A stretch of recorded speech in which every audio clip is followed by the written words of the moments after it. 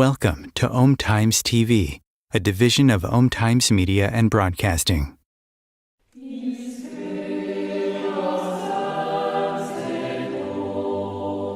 Welcome to the new show, Toward a Solar Civilization, where your host, Naïka Gabriel, introduces many experts who will focus on the development of spiritual consciousness, the importance of wisdom, love, and fraternity, and the living knowledge of the laws of nature and the universe. They delve into the profound and transformative ideas of Omraam Mikhail Ivanhoff that have significantly impacted spiritual thought and provide practical methods to awaken you in a more purposeful, conscious, spiritually aligned way of living. Here is Naïka Gabriel, your host. Is it possible for education to begin before birth? The answer is a resounding yes. Hello, I'm Naïka, and I will be your host for this episode, Women and Mothers Who Have the Power to Change the World. In today's episode, we will learn from Carla and Laura why education begins before birth. Meister Ivanhoff had said, most mothers have no inkling of the tremendous influence their inner state has on the child in their womb. You must realize that the seed is only the mold. She, the mother, influences the seed provided by the father by giving it conditions that will either help or hinder the development of its various qualities and characteristics. You may wonder how she does it. She too has to watch over her thoughts and feelings and the kind of life she leads. So as you can see, it is possible for education to begin before birth, because true education is truly subconscious. A mother can have a beneficial influence on her child in the womb through the harmony of her thoughts, actions, and feelings. Furthermore, the prenatal influence must be faithfully continued once the baby is born, for a tiny baby is highly sensitive to its environment. Now, let us learn more about the two knowledgeable and dedicated speakers here with us today, Carla and Laura from Brazil. Carla Machado is a multifaceted expert, system analyst, psychotherapist, and passionate about prenatal education. She is a distinguished president of the Brazilian National Association for Prenatal Education, known globally as ANEP. Carla founded ANEP's national chapter in Brazil in 2010 and has since been instrumental in developing its extensive 18-month training program focusing on the holistic well-being of mothers and babies. Alongside her, we have Laura Uplinger, the Vice President of ANEP Brazil. With over 40 years in prenatal and perinatal conscious parenting, Laura brings a rich blend of cultural and academic backgrounds. Laura is known for her dynamic approach in engaging diverse audiences, from teenagers to birth professionals across continents. Laura's work in Brazil spans various social environments, emphasizing the universal importance of prenatal education. A warm welcome to you, dear Carla and Laura. I'm so glad that you're here to talk about such an important topic. Let us dive in. So first, can you share with us your knowledge around preconception? Mhm. Well, it's an honor for us to be here. Thank you very much. Yeah, it's a major subject, and we have been into that for a while. And about preconception, we can say that preconception really matters because conception matters. Okay, and what do you mean by that? Well, from the Vedas, from ancient texts, and from transpersonal psychology, conception ends up being the most important moment of our life. That initial moment where everything is possible just before. Then when we start our life, when conception has started, a fractal has been established. I don't think I've ever heard it that way. So, what's the importance of a woman's egg and a man's sperm? Each sperm and egg carry the information of the whole ancestrality of this new life. So it will take with him all the story, all the memories from the people who came before. And it's like a seed that will be ready to attract all the nutrients, all the elements to form the baby's body. So it is like the information, it's very tiny a seed, but it has all this information. It's like a whole library, perhaps we can say. It's tiny, but contains huge spaces for memory, for information. Beautiful. Now, who is going to be that sperm that will get to the egg? How is the egg going to choose some of the sperms?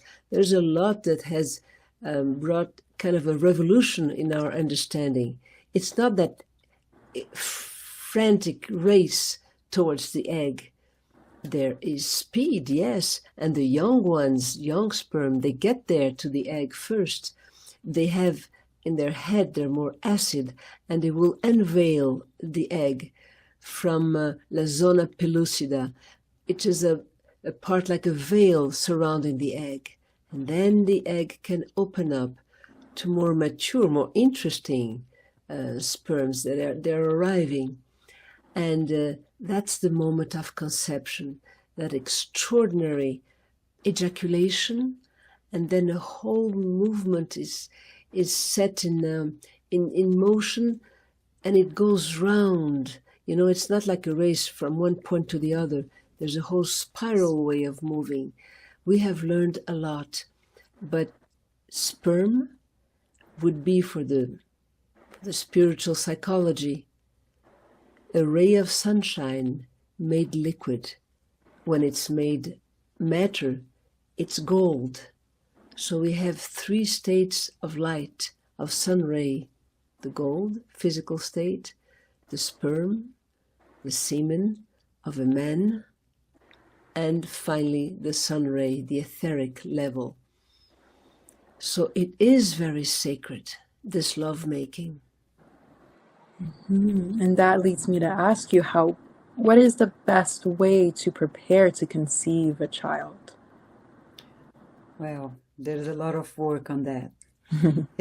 It's wonderful when the couple is really into this project, like they prepare their wedding, their a special date. We can also prepare ourselves to conceive a child as a sacred moment. So we have some not so simple tasks, but at the same time it is simple, because it's related to all the idea of purifying, like the kind of food that we will eat during at least 9 months before conceiving. How can you purify the water, the not having transgenic food, MGO, modified, and especially organic food, but also getting rid of your own personal bad experiences around birth, around pregnancy.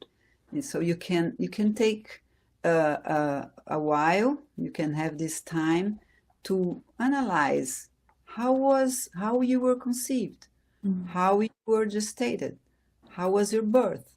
So you can ask people around you, mother and father, or you can go into a deep voyage inside yourself. But anyway, something that will connect you to the experience that is already registered on your cells, in order not to repeat, because what we are not conscious about, life will repeat to us in order to heal, to find healing. So if we take care of that, the child will be liberated of this role of showing the parents what she or he needs for development, because that's a big I call it the initiatic path, the parentality, to become a father, to become a mother. It's initiatic journey. So it starts when we start thinking about having a baby. So this is already to become parents, just to begin thinking. And there's a big and beautiful path we can walk in with our heart, with our intelligence and knowledge. It's amazing how we can become more aware of how our bodies are working. Are we resting? Are we doing some exercise? Are we refraining from exaggerations in food or in drinking? Can we do perhaps some cleansing in our way of life? But this time, not to look nice, but to prepare for a special arrival. There's a huge mission. Pregnancy is so important, and it's worth preparing for it, preparing for conception, because there will be a meeting of souls, a commitment that will last a lifetime. And Master Omram would always want us to be aware of how we could prepare ourselves in order to walk towards this moment of conception. So beautifully said. And Laura talked about the fractal conception. So this is the idea of fractal, is that you can reproduce the whole of the cauliflower, for example, in a piece of cauliflower. Then you can do a smaller piece, so you can go even smaller, but the whole cauliflower is there, the image. So each part represents the whole. So the conception is this moment where you still have the power in your hand, before you threw the stone in the water, and then there will be the ripples. And before throwing the stone, you still have the power, and you can impregnate your thoughts and your feelings, and with this intention, it's like the seed has the information, so it's to form inside himself. So if we dedicate this moment of conception, and we really choose this moment, like, as I said, an important date, then the chances of the whole pregnancy and the whole life of this new being to be wonderful, they are big. Yeah, and also paying attention to the conditions around us. We're making love, yes, and it's sacred, it's beautiful, but is it raining? Are there strong winds? Then Master Omram would say, like in the Vedas, refrain from conceiving a child until all the electromagnetic fields around you are in great harmony, and perhaps even conceiving in the morning, already with the light of the sun, or very early in the morning. The moon, is it waxing? How are the conditions from the very physical one to the conditions of your own love, what you feel? Had you heard of this before? In some things you have said, yes. And it's just so beautiful because you went from the very subtle to the physical. And it's very also empowering, very empowering. I think, so I'm a teacher, so I see already the result, the outcome, right? I have the children in my classroom. And many times parents come to me, what can I do to help them?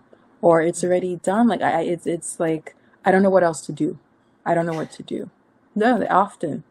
And I do what I can to help and guide, but it's not easy. But what you are saying and recommending to all people who want to become parents is you have a lot of control in a way, of power, of influence, I should say. You can make a difference from how you think about conceiving. You. And I think many times we forget that as people. We forget that. It's a very special moment, a moment of great freedom for a couple, the only one perhaps where we decide. Then, from then on, once conception has occurred, life will follow its course with our help, of course, but we will not be the ones deciding. But that very moment when we say, let's have a kid, let's open up our lives for somebody who will come and perhaps be our teacher, and will certainly be an excellent reason so that we can work on ourselves better and better. And also this, the electromagnetic field of a soul is so sensitive. That's why the master recommended not to have kids during the electromagnetic storms, right? So because it's at the same time it's becoming physical. It's not yet. So all this period of the conception, pregnancy, it is the materialization of the subtle of the spirit into the matter. So it is this journey. So while the parents are taking this journey, this inside journey, the child, the soul who is coming, is taking a big journey, even bigger than what parents. Sometimes the couples complain, oh, that's too much work, that's not fair, especially the women. You have too much to do. Well, it's not, we are just putting names, giving words to that, what nature already gave the power to women. and to the couples. So it's just about talking about that and making people more conscious about how they use this freedom, because they are free, but the power is immense. So speaking about, essentially, you're like, prepare. And I love how you've said, and other things I've heard from you, you're basically creating like a red carpet for a happy and healthy life. So can you speak more about that? So, speak more about what you mean when you've said that. When we have actors walking on the red carpet to receive an Oscar, they were chosen. They were invited to be there. It's an important ceremony. When you're inviting somebody to come live with you, get themselves into a body, build a body, to have this experience here on earth is big deal. When a soul leaves the subtle planes, it has something to do here. So all this cleansing or this purification is to be more aware, more attentive to who is coming and how we will receive them. But it's so different to be invited than just arrive. I love that. And the couple can invite also consciously the soul. It can be very specific, but it's not that good. The best way, I think, is to open these idea, this mind, only to invite a person who will be like a peacemaker, who can inspire other people to do good, to bring peace, to bring a harmony to humanity. And this wish we already open. The connection will create a connection with a soul that wants to do that, have this mission. There are tons of souls wanting to come, but there are not enough parents for them, well prepared. Yeah, I was amazed to hear Ram saying, you can ask for a great soul. And I used to think, I was in my 20s, but what if I'm not great yet? I'm not that great.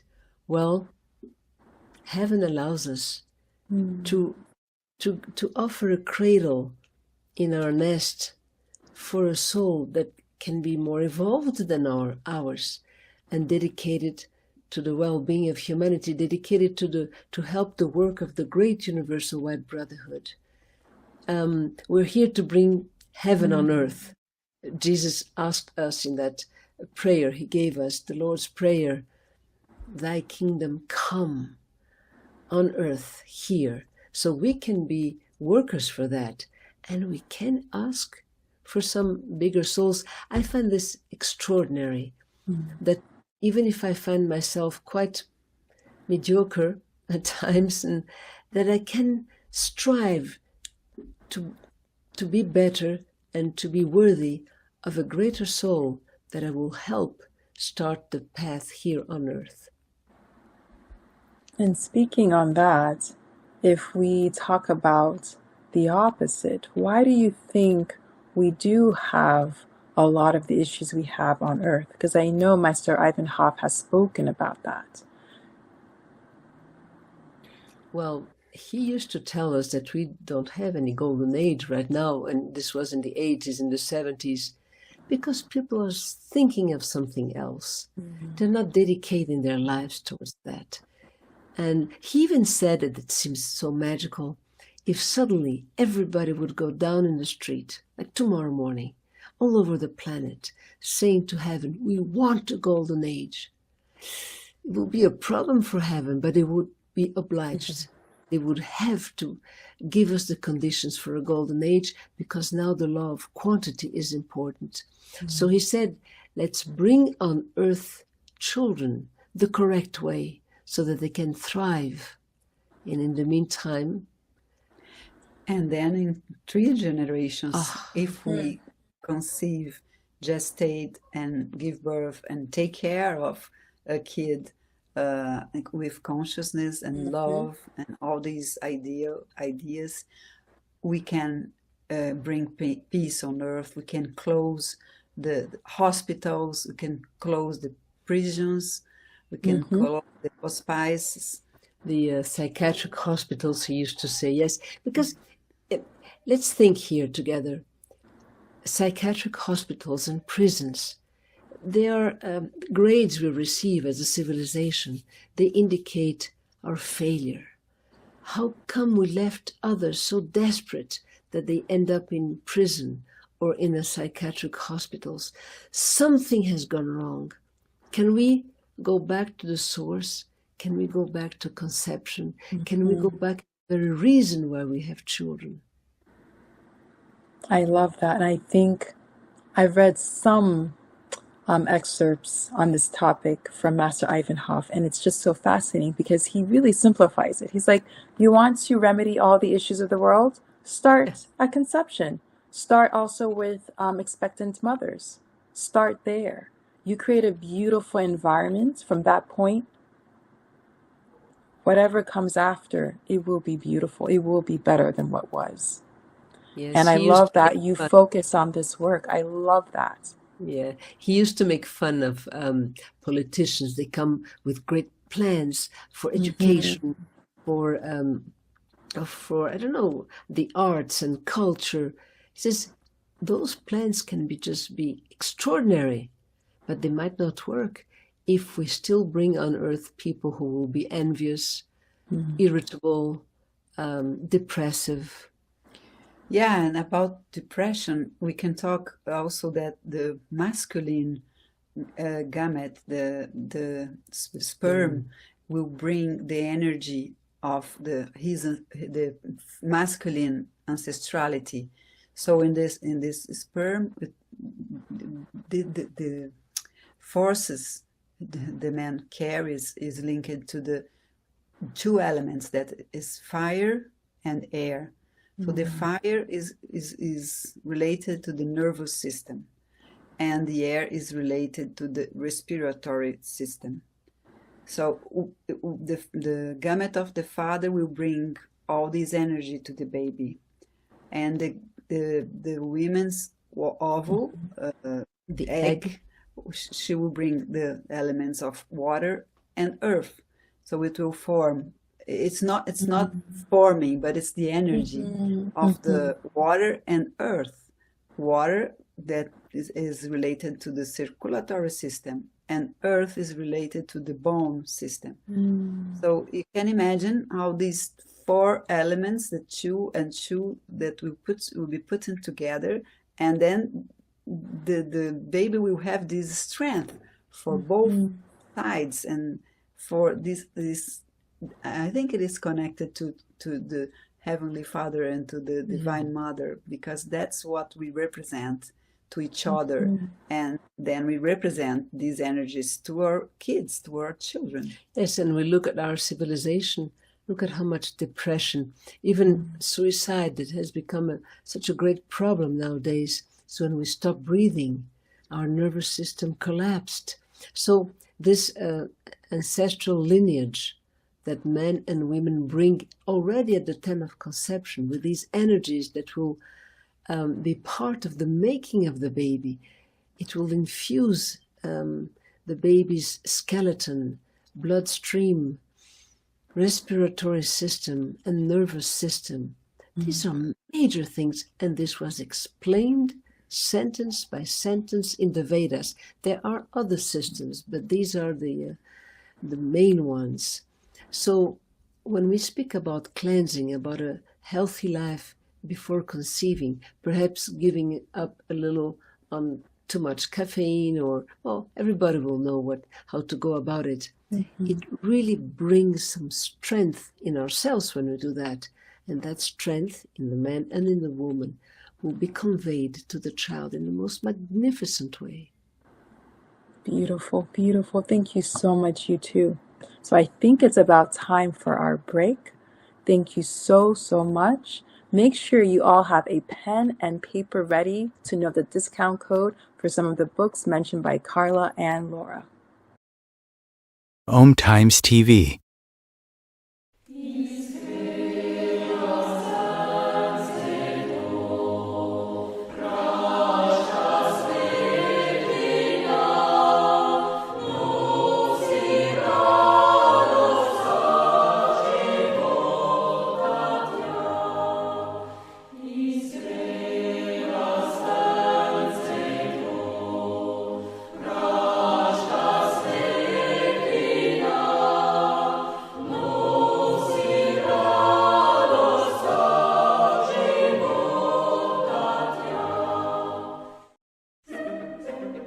Imagine becoming a super influencer. Reinvent yourself, invest in your brand, and then manifest your success with a robust spheric approach. Om Times Media and Broadcasting offers a unique and multifaceted way to become the spiritual and conscious influencer you deserve to be by putting your message across our powerful platform with its proven record of integrity and excellence. Through our produced shows, Om Times offers the opportunity to become a social media TV personality, a radio show host, an Om Times magazine columnist, and a syndicated podcaster, all in one shot.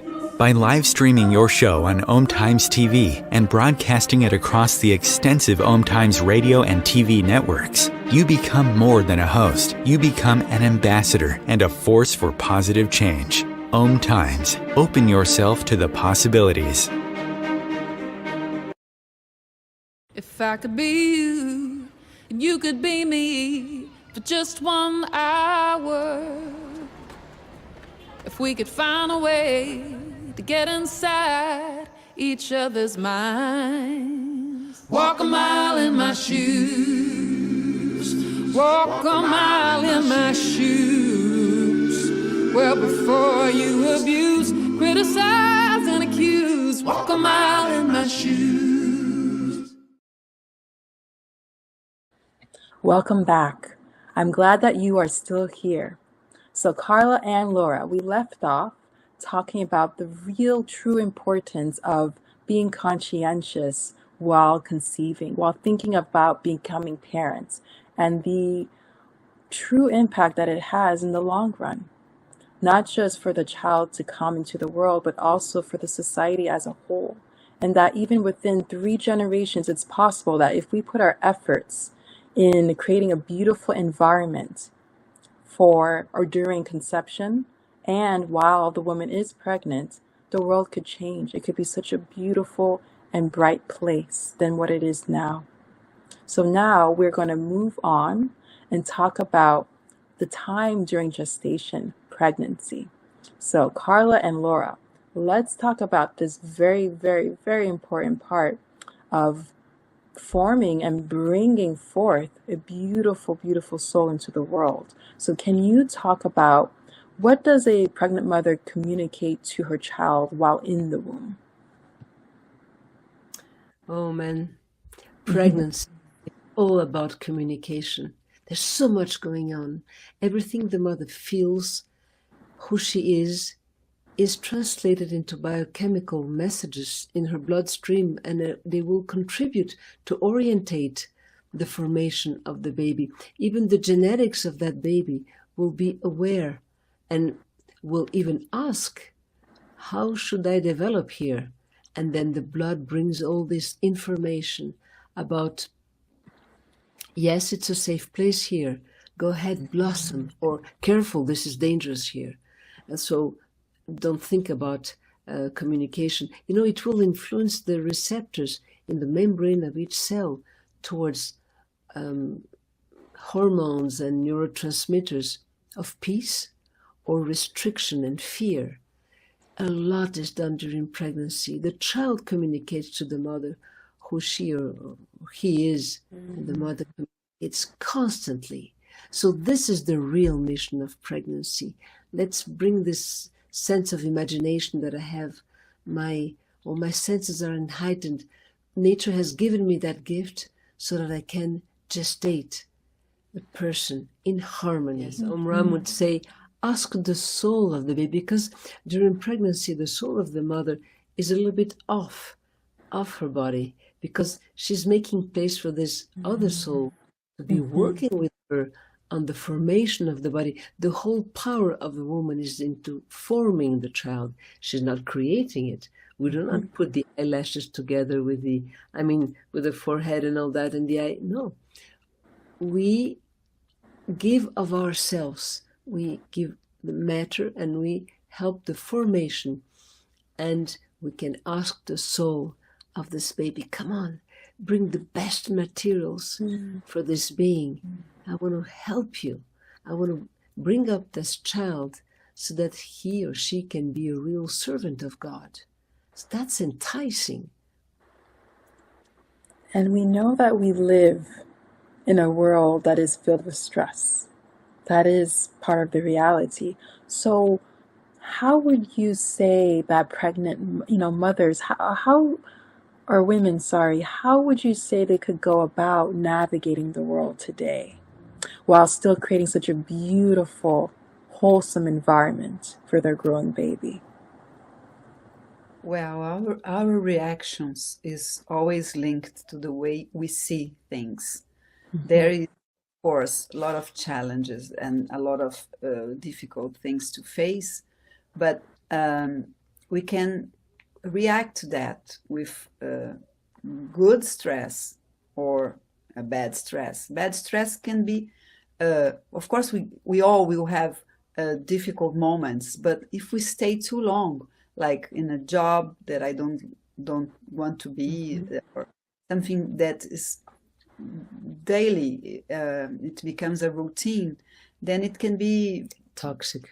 It can be a toxic stress. But there are good stress, like when you're preparing yourself to do a TV program like yours, or going on stage, or singing in front of an audience. Yeah. Or this can expand our minds and our feelings in order to do our best. So the good stress, this kind of stress we want, but we don't want this toxic stress that will become like a pattern, because the amniotic fluid will have a different flavor when we have too much stress. It becomes bitter. And the baby doesn't swallow too much. So all the formation of the digestive tube, all the digestive system will be damaged. Not damaged, but it will not develop the best way it could. And also there is an information when we are under the hormones of stress, the blood goes to the limbs. And so the vital organs from brain to womb are not as well nurtured by that blood, the bloodstream. And then the baby gets the same message. So not only the amniotic fluid becomes more like bitter, and the child does not swallow enough, like the very main axis of the baby from brain to the sexual organs won't be as well irrigated. I know Bruce Lipton, one of those cell biologists, he would say, well, perhaps this kid will be a great basketball player, like a great sports person. But what happens at the age of 50? The vital organs, will they go under failure? So those are important questions.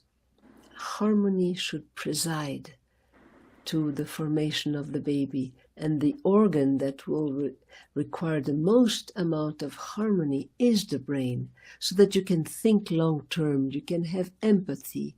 Your cells, the neuron cells that are mirror neurons, they will be able to mirror the other.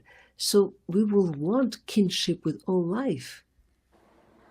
Yeah, there are some authors that already wrote about that, and we have some books here to show. Yeah. Scared Sick is one of them. It's a very, very good book with a good part on pregnancy, but it goes with all the adverse childhood experiences. This book is a good basis for those who want to know more about why is stress the villain, and harmony the hero. And of course we will be between the two of them, but we can navigate and we can tell the baby, this was a hell of a day. Okay, take a shower, and then let's rely on the water to just wash all these negative feelings. I should never have lost my job today, but you know what? We're in this together, and now that we are two, we're going to overcome it. Because nature was smart creating this system. Because if you live in a very dangerous area, it's good to have a big reptilian brain, and not to have prefrontal cortex that will allow you to sing and to make poetry, to play a violin, and to do arts, because you need to survive. So this will not help you, the prefrontal cortex. So it is well done, of course. Nature is perfect. But at the same time, if we live this toxic stress in a normal urban daily life, then you're gonna lose this brain, the possibility of this more developed brain, more sensible brain to do better things. In spite of the genetic material, Peter Nathaniels, who taught at Cornell University, that will speak about epigenetics, something above genetics that is orchestrating how the baby develops according to his or her genes. He said anybody can like damage a Shakespeare.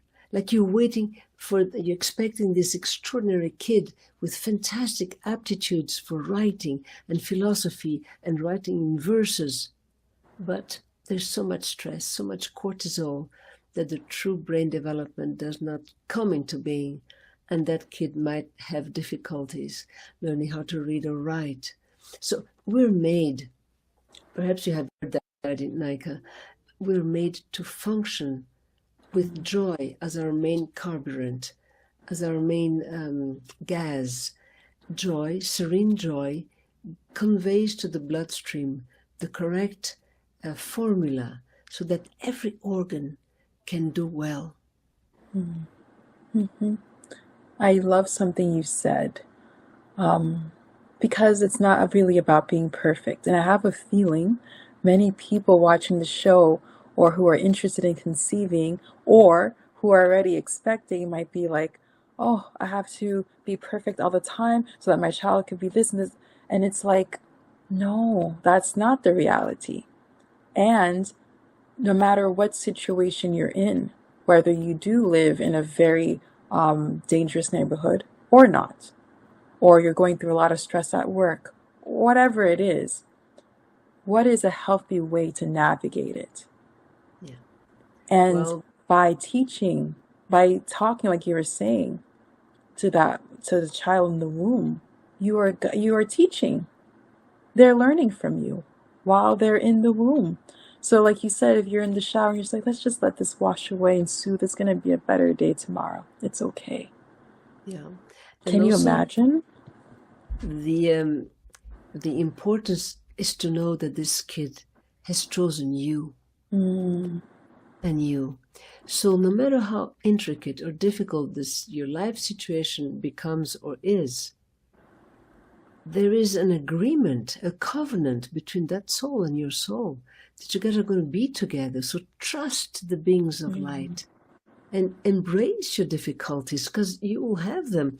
Both of us were pregnant knowing those things. Both of us know exactly. We cannot fall prey to anxiety. Anxiety is when we want to control the future. Let's not. Let's live fully the present moment. And for that, there's so much in the teachings of Omram Mikhail Ivanov that we can apply, and we can breathe and become more together with who we are, with our essence, with the baby, and with life. I love that. So now we talked about nature versus nurture. We talked about how in our day-to-day, how we can be with that growing child, which is so important to preparing them to come into the world strong and healthy and beautiful. Now, what is the role of the father during pregnancy, or what can it look like? It's beautiful that some native Canadian people, they talk, the father should be they act really as if they were pregnant of the mother and the baby. So he will take care, he will protect and be there for them. And also he is sensitive to this being who is coming. So he knows that big part of this heritage belongs to him. So he will connect with this inheritance that is being showed in this baby, and also try to improve the environment, because the epigenetics talks about the environment, the importance of the environment. The environment of the baby is the mother, thoughts and feelings, beliefs, and the father, the relationship with the father also is part of the way they deal together, the way they live, the way she thrives through the difficulties. And the father can be a major fact on creating this environment with her, and not, giving more trouble because sometimes there are fathers who wants to be like a child for the mom also, and he has to grow up with her, because in the mother's body there's something happening, and then in the father's there's not. So sometimes it takes longer for him to realize there's a child coming. And if he connects with this mission of being pregnant of the mother, then he will succeed in this task of becoming a father. There's a journey for everybody in this family. And if you allow me a question, at the beginning, way before conception occurs, it's good that the couple, both of the parents, know how their time in the womb went, how they were conceived, what kind of atmosphere surrounded their birth and the time they spent in the womb, because it's all registered in them. And if they acknowledge that intellectually, like asking people in the family, being curious about it, even if the parents have died, there's always information coming. They will know how to later on identify, sometimes in the middle of the pregnancy, a weird feeling of something strange. Well, at that exact time in pregnancy, the mother of this, the father, now the grandmother of the baby, in the way, she had lost her brother. She was very sad. And suddenly the child in the womb felt, oh my goodness, there's a tragedy. I need to help mom. And he didn't feel seen enough. I mean, there's a huge and vast universe about that. Let's always know who we were in the womb, how we were conceived, how we were born, so that we now create our new ways of welcoming this baby, and not just merely reproduce. That can engender a lot of violence, domestic violence during pregnancy, because of the lack of satisfaction of this man or this woman, because they're remembering their anger when they were in the womb, or tiny babies, newly born. It all matters. It all matters. And I do have a question.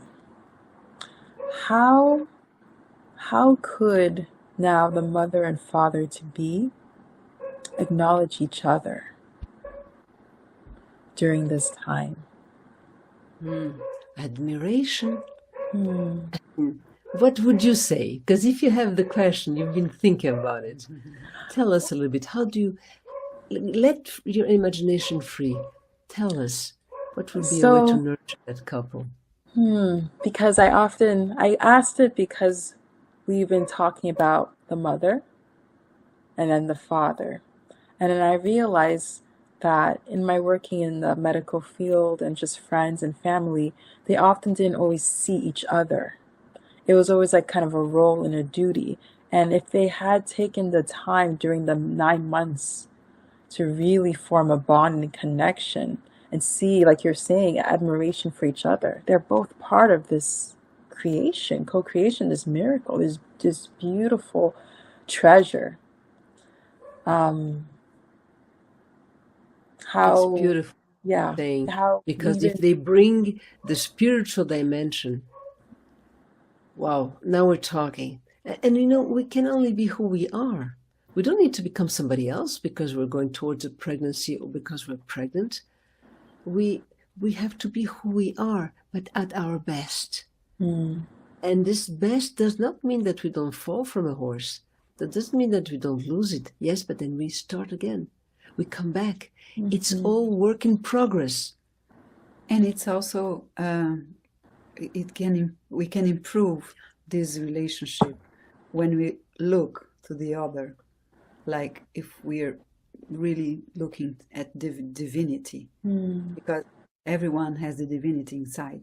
So if you look to your partner as the Heavenly Father or as the Divine Mother, in case of the woman, so you can upgrade the way he behaves, the way she behaves, and it will allow, it will remember them, one of them, of they really are, their real nature, and in this way we can be better. We can improve.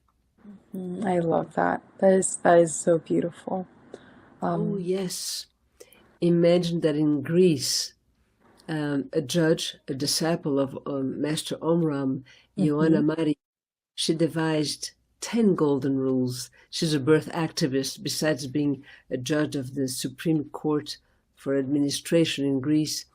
And these rules are just beautiful. They are about breathing, about eating.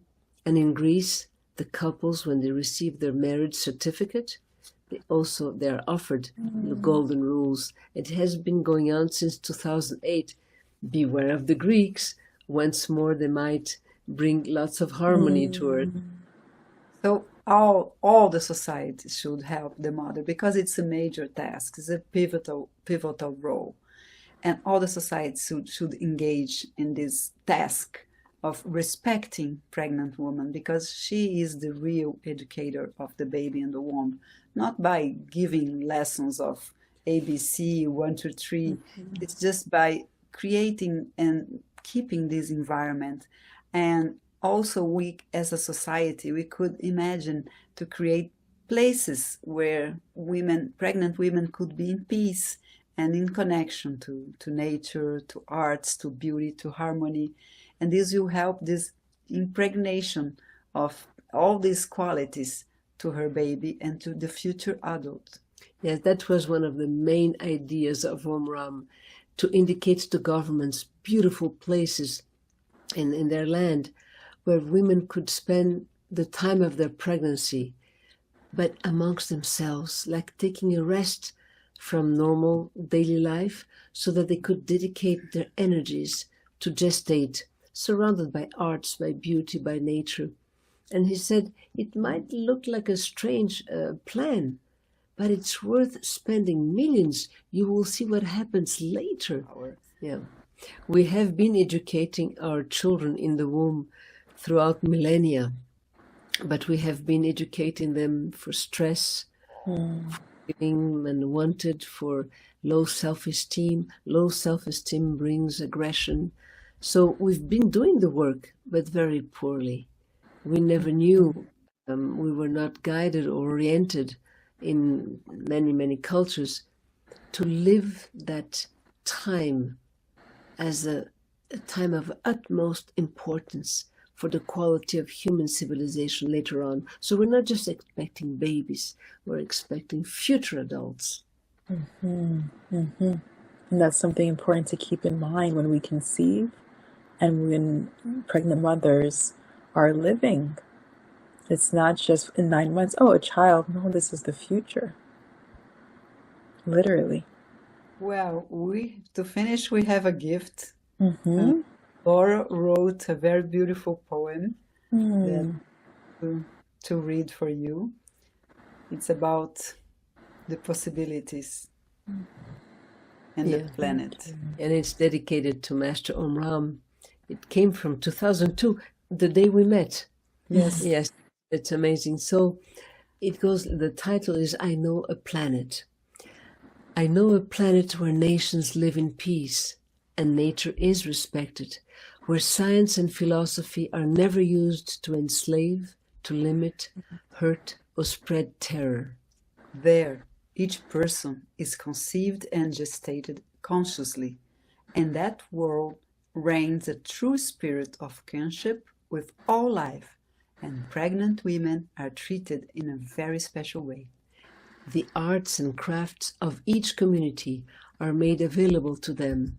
They admire trees, statues, and fountains as they walk through beautiful parks filled with flowers.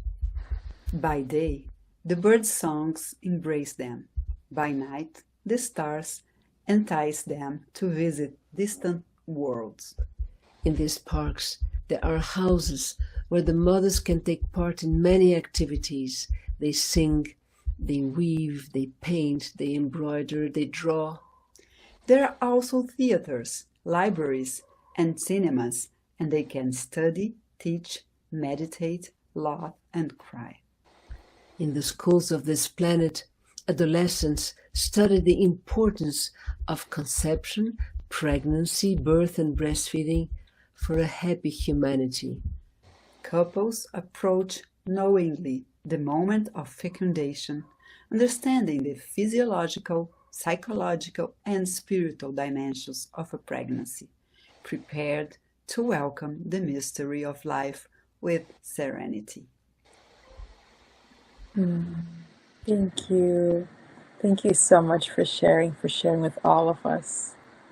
And thank you for being part of paving the path to a beautiful, beautiful world. Thank you for supporting so many people throughout the world, especially our pregnant mothers. Thank you. TV, bringing this message to many, many around the world. That's wonderful. Thank you. Thank you. Okay, ladies. Well, thank you so much for bringing your knowledge and your wisdom around this topic. So very important. And I wanted to share a few words from Master Ivanhoff. He said, and this is why I launched this appeal to women throughout the world. Stir yourselves, wake up to the task that God has entrusted to you. You have untold secrets in your keeping which could be useful to regenerate the human race, but you are unaware of these things. The time has come for you to be conscious of your mission. So thank you again, Laura and Carla, for sharing this knowledge, this wisdom and joy with us all, and for spreading it throughout the world. If you've enjoyed this third episode, please join us in 2 weeks for the 4th episode on how to harness the power of the sun and lights for your inner spiritual transformation. The 5th episode will be a special one on how the power of collectivity benefits individuals and societies. And finally, in the 6th episode, Anatole will interview a range of people from Africa, Asia, Europe, North and South America, and Oceania, and how they experienced the teaching in everyday life. The testimonials will particularly emphasize the benefits of visiting spiritual centers. Thank you for joining us. I'm your host, Naïka, and see you in 2 weeks.